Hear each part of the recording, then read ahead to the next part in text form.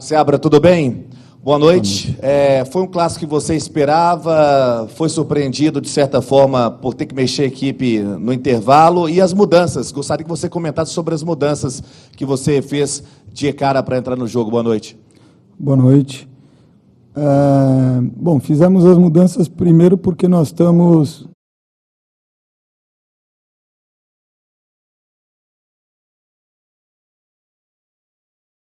E todos os jogadores que, a partir do momento que eles pudessem jogar 45 minutos, eles iniciaram o jogo. Então, a gente precisava...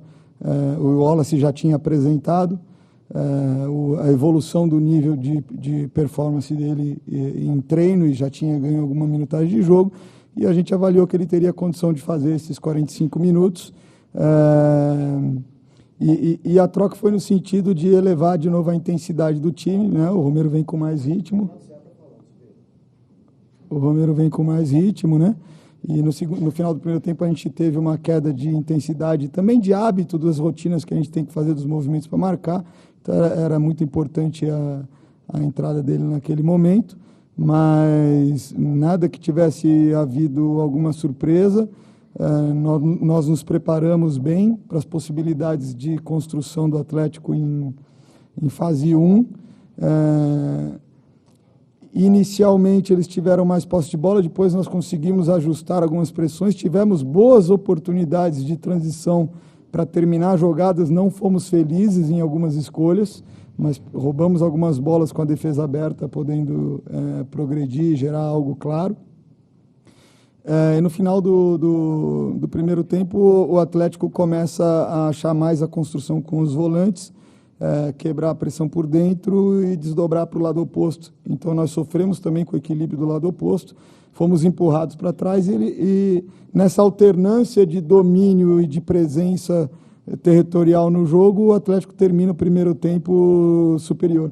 Então, ajustamos alguns mecanismos e colocamos energia, porque era um jogo de alta intensidade, jogadores frescos.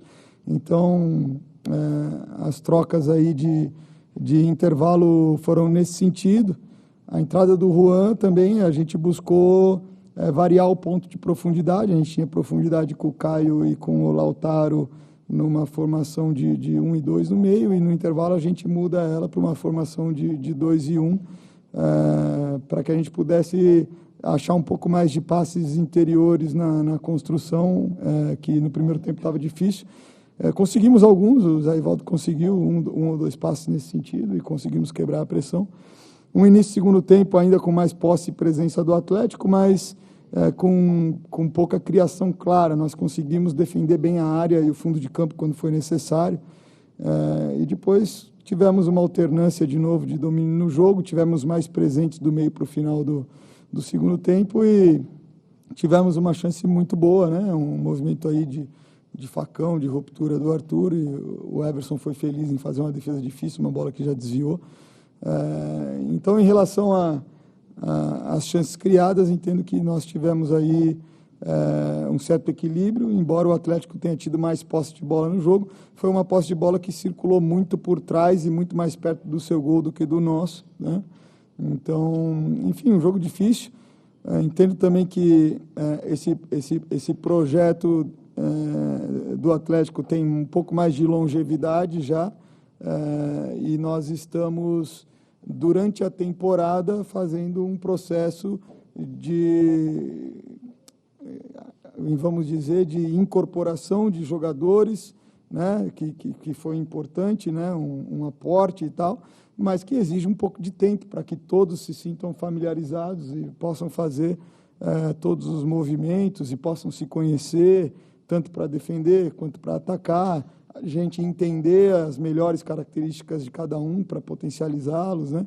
Então, se vocês forem ver, as equipes aí com trabalho mais longevo de elenco estruturadas, de uma temporada para outra, trocam 3 ou 4 jogadores no final da temporada, né? Nós trouxemos 7 jogadores na janela durante a temporada, estamos fazendo todo esse trabalho enquanto estamos jogando. Então, é normal que tenha oscilação de desempenho individual, que tenha oscilação de desempenho coletivo, mas, repito, diante de um desafio grande hoje, enfrentamos uma equipe qualificada, organizada, muito bem treinada também, nós conseguimos, em boa parte do jogo, também ter o domínio e gerar perigo e criar boas chances. Então, claro que a gente sempre almeja a vitória, mas é um ponto que nós temos que valorizar.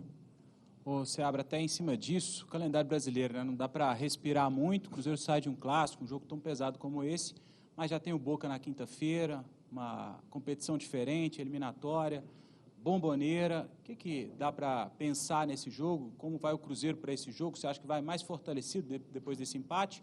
Ou é um jogo que dava para ter feito mais? Qual que é a sensação que vai o Cruzeiro para esse jogo? Nós sempre vamos procurar fazer melhor. Mesmo os jogos que a gente ganha, a gente tem que entender os pontos que a gente pode fazer melhor e os jogos e os pontos que nós fomos bem, né?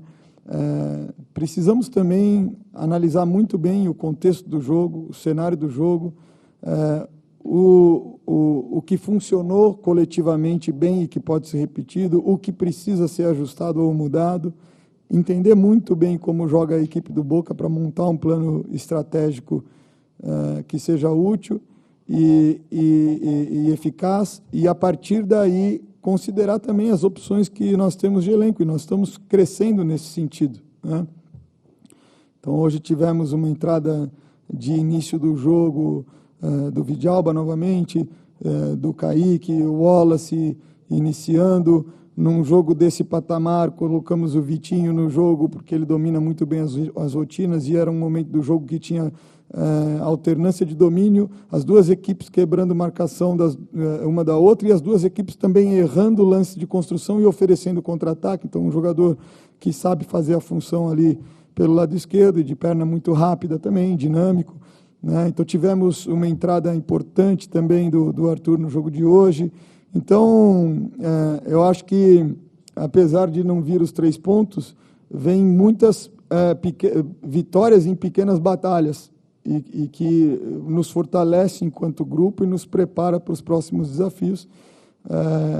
Então, a gente vai fazer esse processo de preparar o jogo do Boca com muito critério, que é analisar coletivamente esse jogo, analisar individualmente esse jogo, analisar muito bem a equipe do Boca e, a partir daí, conceber e emerger as soluções estratégicas de movimentos, de estrutura e dos jogadores que podem iniciar. Seabra, ainda nessa questão do clássico, de novo o Atlético espetando ali a Arana, o Scarpa, dando muita amplitude ao campo, talvez até repetindo uma atuação que teve lá naquele jogo da Arena. Qual foi a sua maior dificuldade para evitar isso e fazer um jogo melhor, principalmente no segundo tempo? Nos momentos em que nós fizemos as abordagens desses jogadores que estavam em amplitude com os laterais e mantivemos o meio fechado, nós tivemos sucesso. Nos momentos em que os médios saíram para fazer essa amplitude, nós tomamos quebra direto por dentro ou fora dentro. Então, é um ponto de correção importante, ajustamos essa leitura e conseguimos neutralizar muito mais no segundo tempo.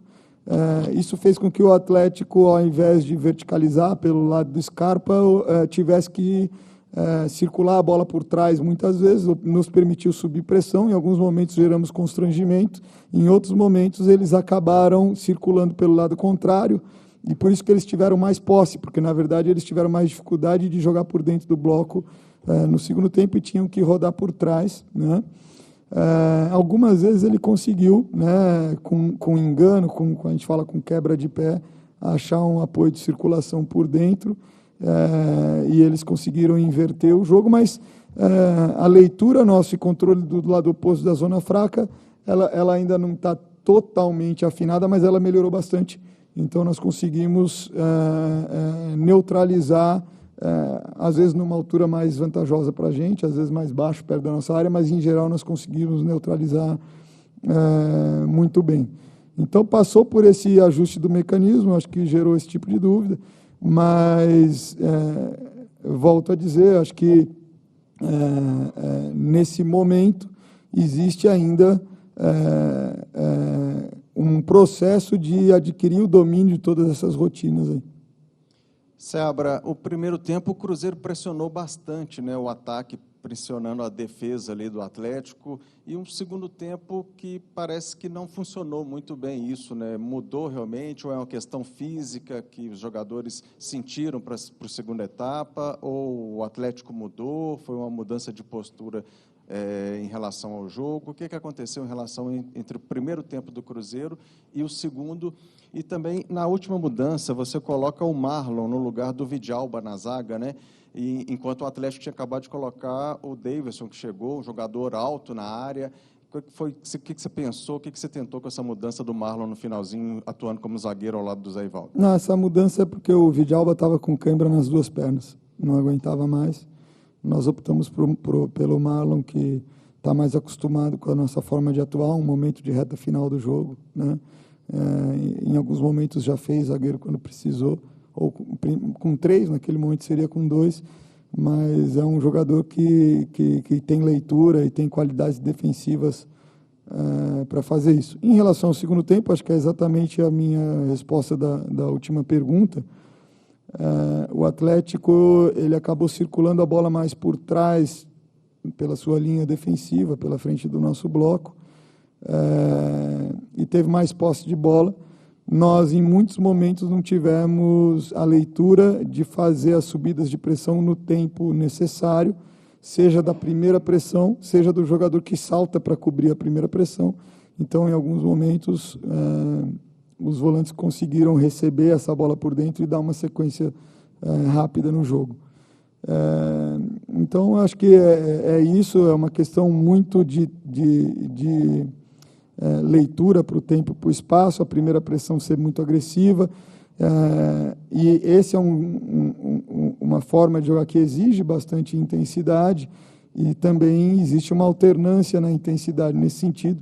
E eu falei para os jogadores que, no momento que conseguiu recuperar a energia um pouco no jogo, foi possível, teve uma paralisação, que voltasse a agredir mais alto, e nos momentos que sente que está em desvantagem, que não consegue ser eficaz quando sobe a pressão, faz um bloco médio alto e parte dali. Então, essa alternância da altura do bloco, ela também é algo estratégico e teve essa orientação na preleção e também no intervalo, em função do nível de energia no jogo, porque é muito difícil manter toda hora o nível de intensidade para sprintar, fazer subida de pressão, né, seguidamente o tempo inteiro. Então, faz parte do time ter essa maturidade de entender os momentos que precisa compactar e manter num bloco médio, para depois, no segundo momento, voltar a fazer a subida também. Seabra, o Cruzeiro aí vem de 2 partidas em casa, uma mesmo sendo Cariacica, a gente viu a questão do gramado, hoje no Mineirão o gramado melhor, e o Cruzeiro por 2 vezes perdeu essa oportunidade de entrar ali no G4, foi surpreendido, perdeu, né, por Fortaleza, que hoje é o segundo colocado, hoje esse empate com o Atlético Mineiro, que é um time que está mais ali para o meio de tabela. O que fazer para o Cruzeiro? A gente sabe também da importância do próximo jogo, tem Sul-Americana, mas como é que você analisa, o que você pretende fazer para o Cruzeiro conseguir essa retomada aí no Campeonato Brasileiro, porque está muito próximo ali do G4, que garante, por exemplo, uma vaga direta para a Copa Libertadores? Nós precisamos continuar trabalhando no sentido de melhorar a sincronia dos nossos movimentos defensivos, ofensivos, continuar promovendo o desenvolvimento e a compreensão dos jogadores do grupo como um todo em relação a essas situações e aproveitar os desafios que os jogos nos colocam para desenvolver repertório de soluções que podem ser úteis para os jogos seguintes, que possam ser mais eficazes. Então, ou seja, continuidade de trabalho, com dedicação, né, com inteligência, para se continuar promovendo uma melhora da equipe. Isso daí é dessa forma que a gente faz. Então, tem algumas coisas que são mais padrão, no sentido da nossa forma de organizar o jogo, e tem coisas que exigem da gente, seja para atacar ou para defender, adaptações que são estratégicas para cada jogo. Então, quando um adversário coloca uma determinada dificuldade, ou pela estratégia em si, ou por uma qualidade individual, que traz algum tipo de problema, a gente precisa aprender com isso, desenvolver uma ferramenta e colocar essa ferramenta na nossa caixa de ferramentas. Então, esse é o processo que pode fazer e que vai fazer a gente continuar evoluindo para buscar resultado. Porque resultado a gente sempre deseja. O que vai fazer a gente atingir o resultado é a gente enriquecer o nosso jogo, é a gente melhorar como equipe e a gente promover o desenvolvimento dos jogadores. O caminho é trabalho. Seabra, Diogo Medeiros, Cruzeiro Esportes. Eu queria saber de você o seguinte: existe no seu entendimento, às vezes, uma outra forma de posicionamento em relação aos atacantes, que eles possam ficar mais próximo da área? O Dineno é um jogador mais de área, o Caio Jorge, sinto que tem saído muito da área para poder buscar o jogo, e tempo atrás também o Rafa Silva era um jogador que jogava um pouco mais deslocado. Dentro da sua forma de enxergar, existe um outro modelo que o Dineno possa ficar um pouco mais na área, às vezes o Caio Jorge um pouco mais na área, com menos preocupação, vamos dizer assim, de recomposição, e sim, definir o jogo? Perfeito, acho que é uma questão válida. Nós voltamos no segundo tempo com o Dineno centralizado, justamente para dar profundidade para a equipe em todas as fases do jogo, seja na construção, né, na saída de bola lá atrás, seja numa fase de construção mais avançada, seja para atacar a área, realmente, quando nós pudéssemos ter ruptura por fora, gerar oportunidade de cruzamento. Então, eu concebo, sim, essa possibilidade, tanto que eu fiz ela já no intervalo. Agora, ele ter presença diária o tempo todo depende da equipe empurrar o adversário também. Então, aí já não é uma questão só do posicionamento dele, mas é uma questão da imposição da equipe que permita ele estar mais perto do gol. Mas ele entrou com essa ideia, assim, no segundo tempo do jogo, né? Nós passamos muito tempo sem ter centroavante, em função da lesão do Dineno, tínhamos que oportunizar os jogadores dentro das características que eles tinham, e até comentei lá atrás que exigiria um tempo de adaptação para os nossos atacantes gerarem as rotinas de como fazer movimentos para criar chance de gol sem centroavante. E aí, à medida que os jogos foram passando, que o tempo foi passando, isso foi acontecendo. Então, a gente foi vendo os movimentos do Veron, os movimentos do Arthur, né? E agora, nesse momento, nós temos de novo centroavantes à disposição, e temos, assim, em alguns momentos, algum tempo para treinar, em outros não.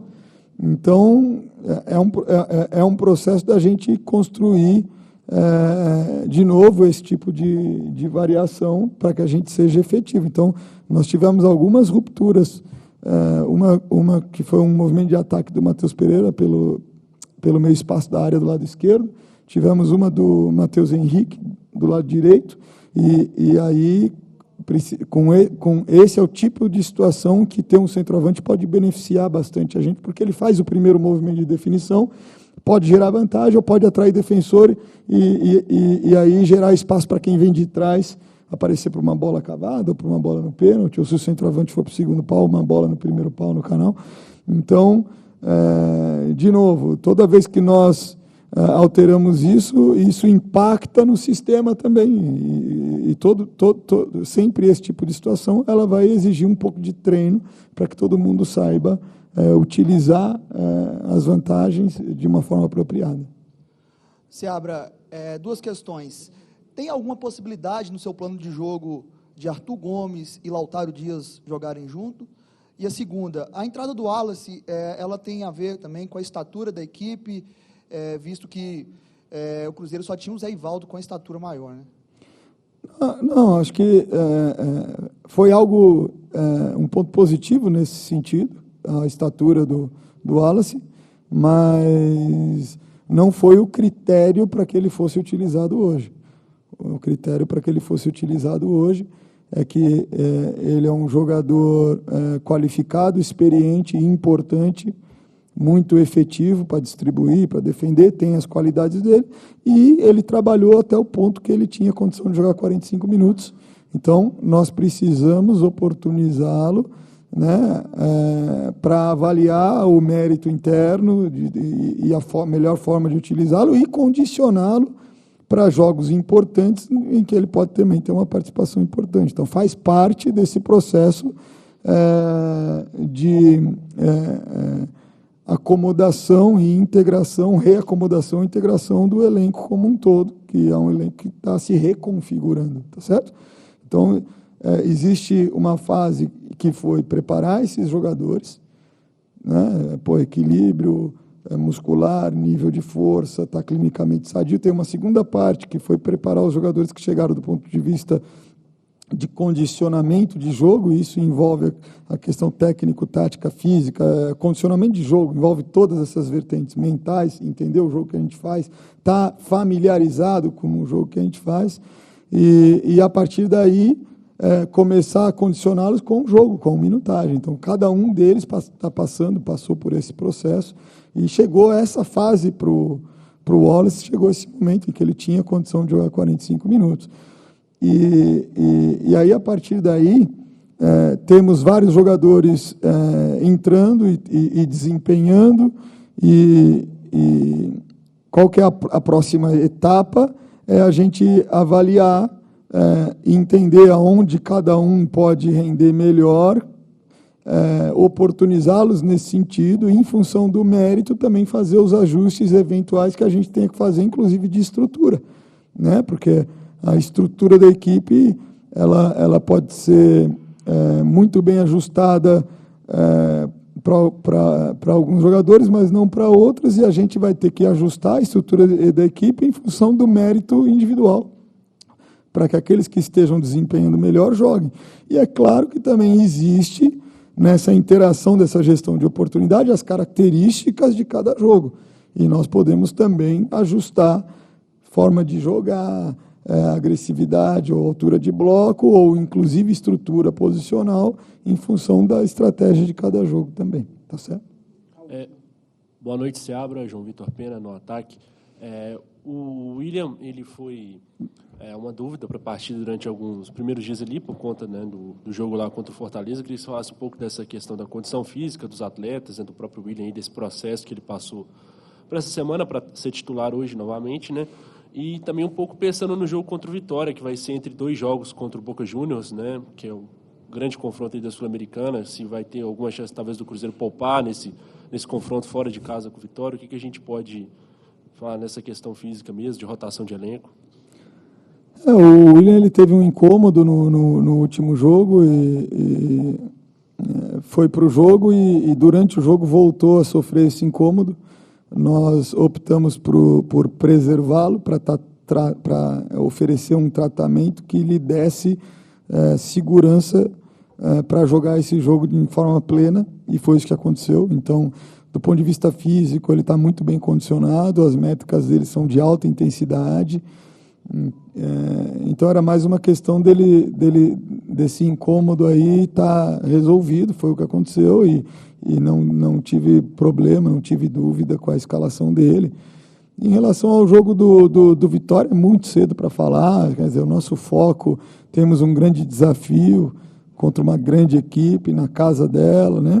Um jogo que exige muito técnica, taticamente e mentalmente. Então, o nosso foco é totalmente no Boca Juniors a partir de agora.